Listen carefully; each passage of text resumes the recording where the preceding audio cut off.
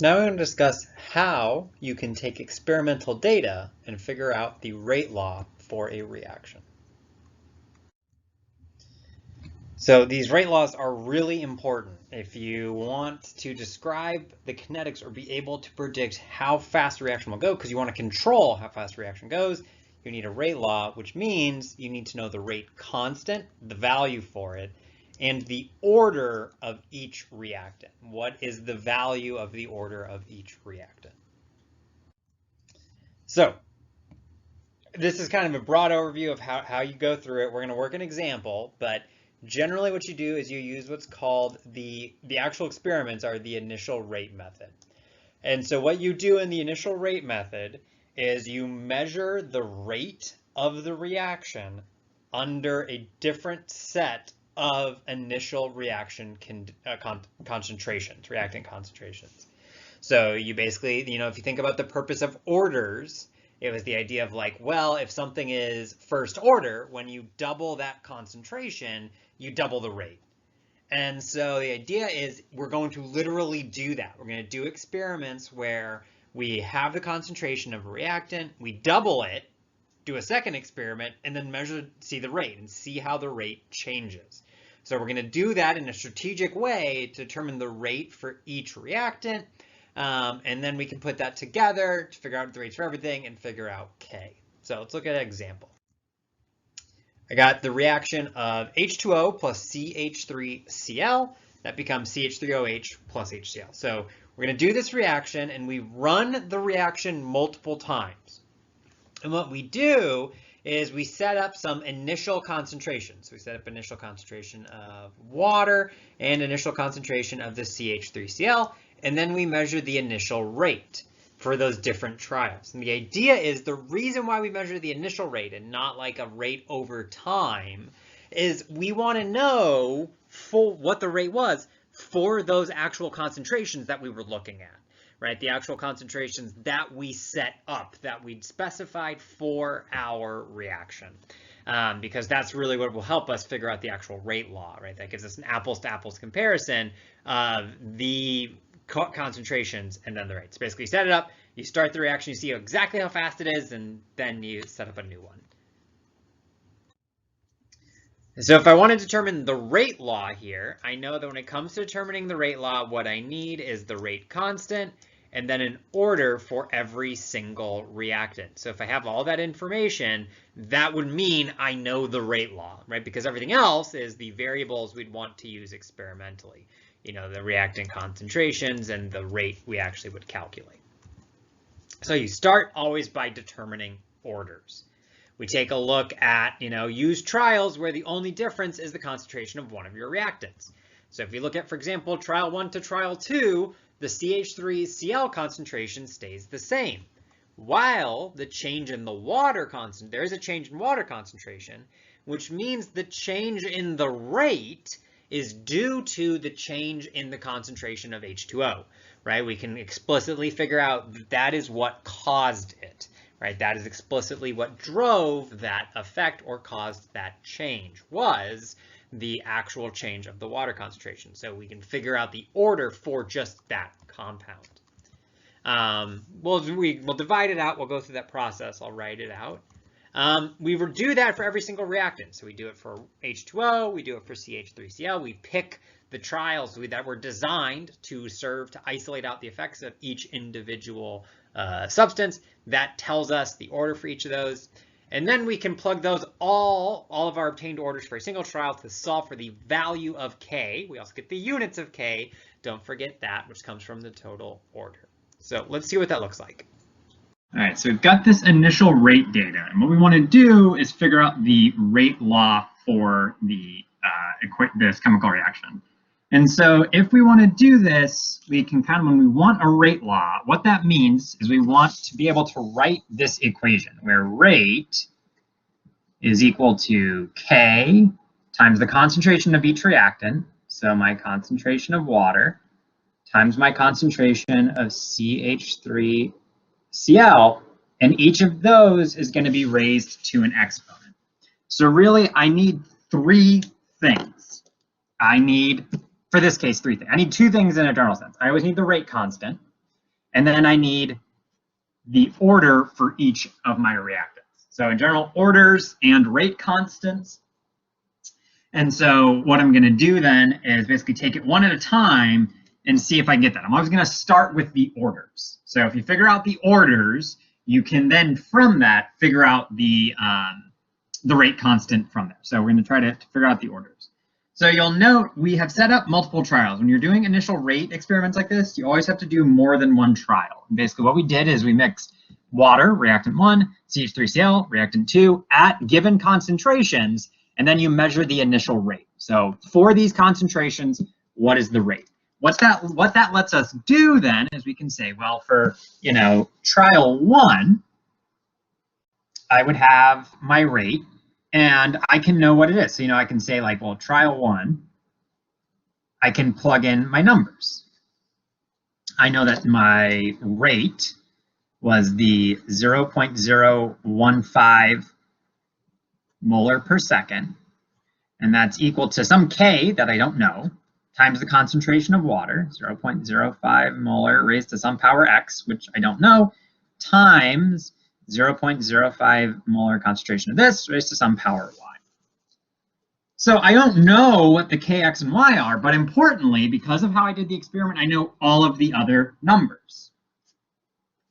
What I also know is that for trial 2, I have that the rate is 0.060 molar per second is equal to the same K. As long as my temperature stays constant, K is just a number. In this case, 0.10 molar raised to the same power X, and then 0.05 molar raised to the same power Y. So I can set up these equations like this. And so what I'm going to do, what I can do, is I can take trial 2 and divide that by trial 1. And what that will look like is I take the left-hand side, so trial 2 is 0.060 molar per second, divided by 0.015 molar per second, is equal to, I just take the whole thing, K times the concentration of 1.0 molar to the X, times 0.05 molar to the Y, divided by the whole thing for trial 1, 5 molar to the X, 0.05 molar to the Y.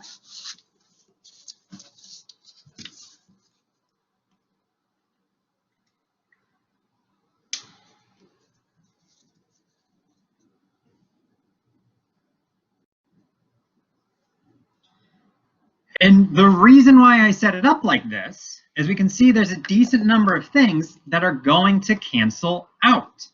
Namely, those K's are the same.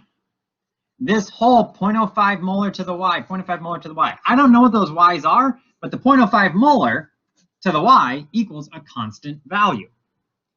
And so you'll note this is these cancellations were intended when I set up the reactions in this way. You can see the only thing that's left is this concentration of water. And if you look at these reactants, you can see the concentration of water increased, but the concentration of CH3Cl did not change. So what that tells me is that between these two rates, these two measured rates, the difference is entirely based upon the change in concentration of this one reactant. The whole purpose of order, or the whole idea of what order, reaction order describes, is the effect of changing the concentration of this one reactant on the overall order. So by designing our reactions in this way, we're going to be able to isolate out the effect of just this one reactant. So, so if we look mathematically, we can kind of see, what's going on here. Is I can simplify these units also cancel out, worth noting. The units all cancel out, boop, boop, molar per second, and 0.060 divided by 0.0150 is 4.0. Here I have a value raised to an exponent, a different value raised to the exponent. So if I write it out, 0.01 molar to the X divided by 0.05 molar to the X, because they're raised to the same exponent, I can rewrite this to be 4.0 is equal to everything raised to that exponent, the single exponent, right? I can pull it out, similar to distributing, all raised to the power of x. Those molarities cancel, and I get 4.0 is equal to 2 to the x.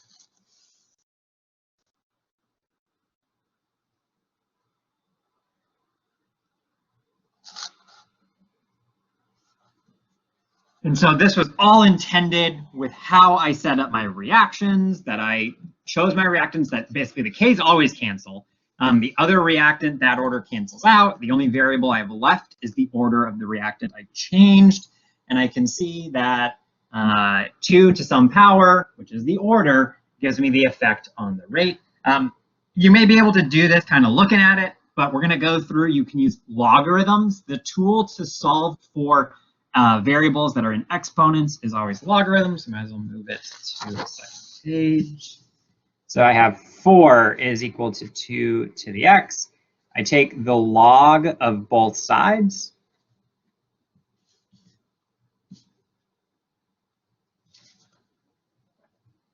When I take a logarithm of a value that is raised to an exponent, so log of 2 to the x, I can take that x, bring it out front, and this becomes log of 4 is equal to x times logarithm of 2.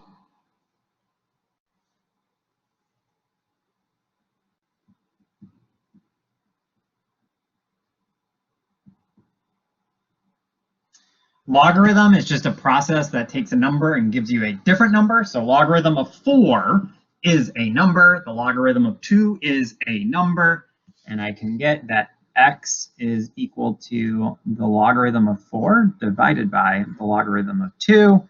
You compute that, you get 2.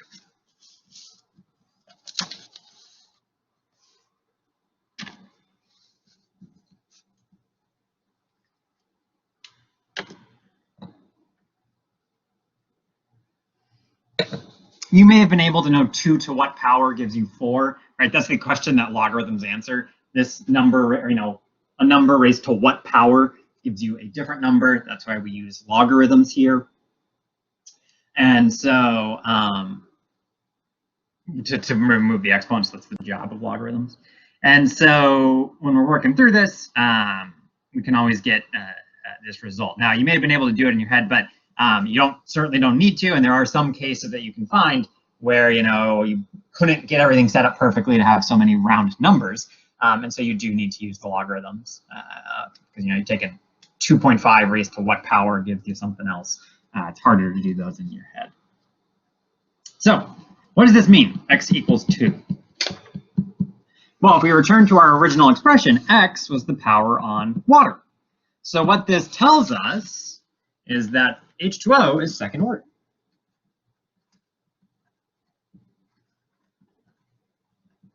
Which is good to know. If we return to our original reaction, original results, we can see where this comes from.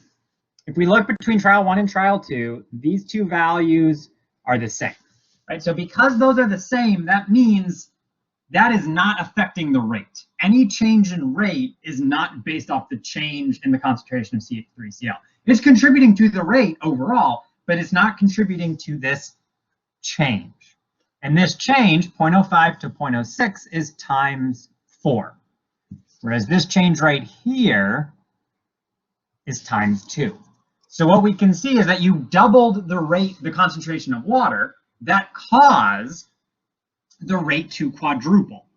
So really, all of this math right here gets you to this question of you doubled the rate. So you doubled the rate, or doubled the concentration, sorry. You doubled the concentration and you observed a times 4 effect on the rate. So what power gives you that? Okay, so you can work through all of this math right here to get that expression. And sometimes the changes aren't so clean, but you can also just analyze the data right here and come straight to this relationship. That because this was times 4 and this was times 2, we can do that. Now you don't have to jump straight there. You can always work through this. This will always work. I like doing this. I like using this method. It will always work. But you can always, if you kind of can see it, you can jump through. And the more kind of comfort you gain with this, you can kind of work through those things. So that gives us the order for X. We still need the order of Y for CH3Cl, and we still need to know K. And in order to get K, we need to get that other order. And so this is where trial 3 comes in. You'll note with trial 3, these are now the same, which means that you didn't affect that concentration at all, but you did change this concentration, and the rate does change. So what we can see then is by going from trial 1 to trial 3, with trial 1 to trial 2, we were looking at just changing the water. Trial 1 to trial 3, we're only changing the CH3Cl, seeing how that's going to be affected. And so we can go through and set ourselves up.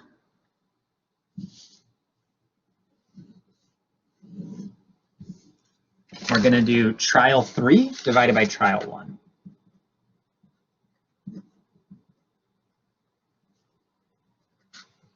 And so I'm going to take my rates.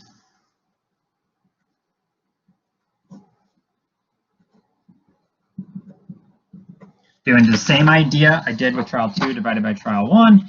I'm just doing trial 3 now. We're at 0.05, 0.015. Again, I get the K times 0.05 molar. I can put squared here because that's my concentration of water, and I know what the concentration or the order on water is. Sometimes you need to use that if that wasn't held constant, but because it's held constant, it's just going to cancel out here. Right, we can put that squared in both places.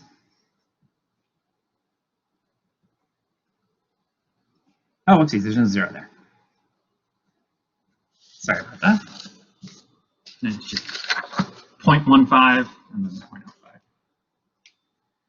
So for cancellations, K, that whole thing, molarity per second. If we divide those out, I get 3.0.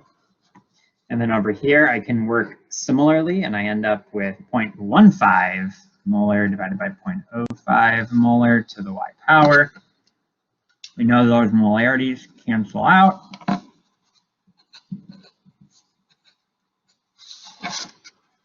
Three is equal to 3 times what power?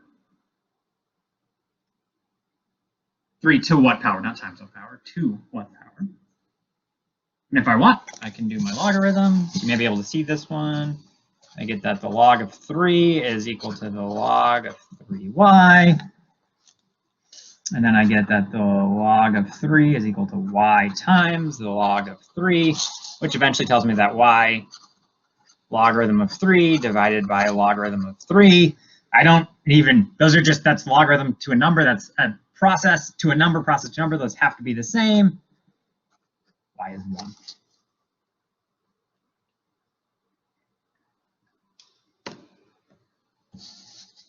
It tells me that CH3Cl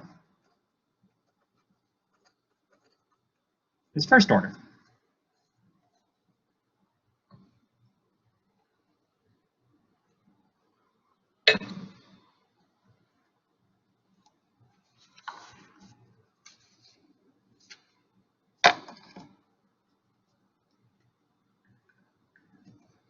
First order, we can go back to our initial data. We can see that we changed the concentration here, 0.05 to 0.15 is times 3.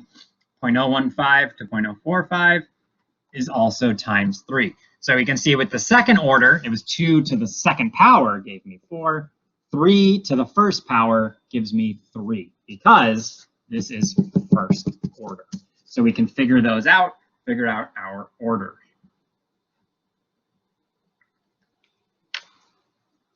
All right, final step, solve for K.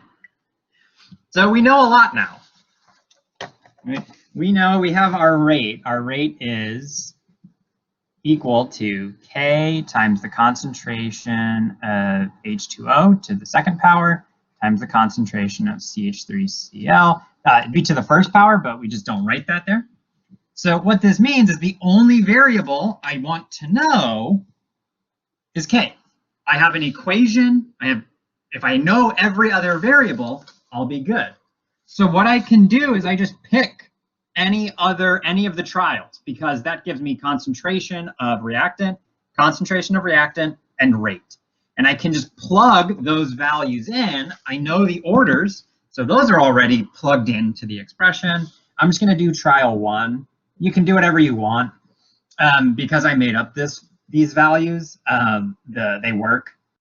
Any of the trials work. A lot of times what you would do is plug in all 3 of the trials, solve for K, and then average.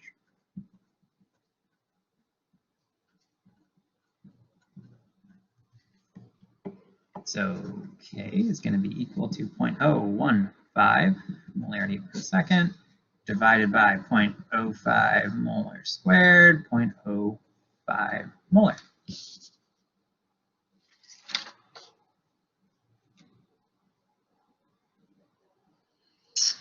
Some units, one of those molarities is going to cancel out.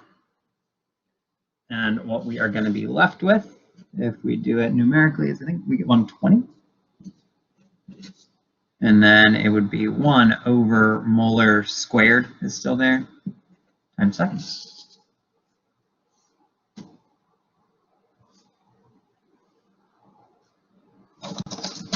So overall, our rate law, rate is equal to 120 times the concentration of water squared times the concentration of methyl chloride, sorry. CH3Cl, doesn't matter what the name is. And so you'll note, now that we have K and now that we have the orders, we can have our full expression. Where if we want this, if we plug in these numbers, we can figure out the rate. If we have a target rate, we can plug in those concentrations, we would have everything. So it's a bit of an involved process, but this is a very, very useful reaction.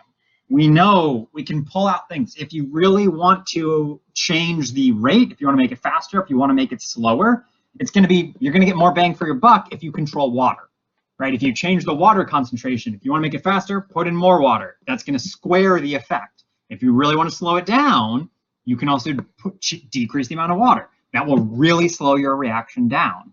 Changing the CH3Cl will affect the rate, but not as much. If you have to spend money, say, putting in extra water or taking out water or something to affect your rate, you're going to get more effect. It's going to be more effective if you move whatever has the second order, right? That's going to let you kind of be able to have more control and bigger effect on the reaction order. So it's a lot, but it's quite useful. And it is overall going to be this process of working through. You don't necessarily have to do as much work with all the logarithms and stuff, but you certainly can, and you can work through those ideas and get a very useful relationship. Participation 130, question 3. Determine the rate law for the following reaction based on the given initial rate data. So the reaction is 2NH3 becomes N2 plus 3H2, and the initial rate data we have below, the 3 trials, the concentration of NH3 and the initial rate given for each of those. As the third question on participation 130, due Friday, January 30th at 11:59 p.m. over on Blackboard. The link to the assignment is right below the document where there are the links to these videos. Again, determine the rate law for the following reaction based on the given rate data. The reaction is 2NH3 becomes N2 and 3H2, and the rate data is right here. You have 3 trials with the with a concentration of ammonia and an associated initial rate.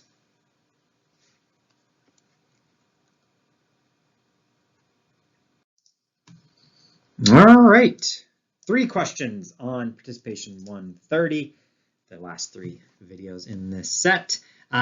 Week 3 homework over and active. It'll cover the end of chapter 11 and the start of chapter 12, chemical kinetics, and the post-lab for heat of fusion of water is due Sunday. That is it for lecture videos. There will be the participation answers that go live Friday night. make sure you check that out. Otherwise, that is it for me. I hope you have a good weekend. See you next week. We'll do all of chapter 12 or more. It'll be all chapter 12 next week. Bye-bye.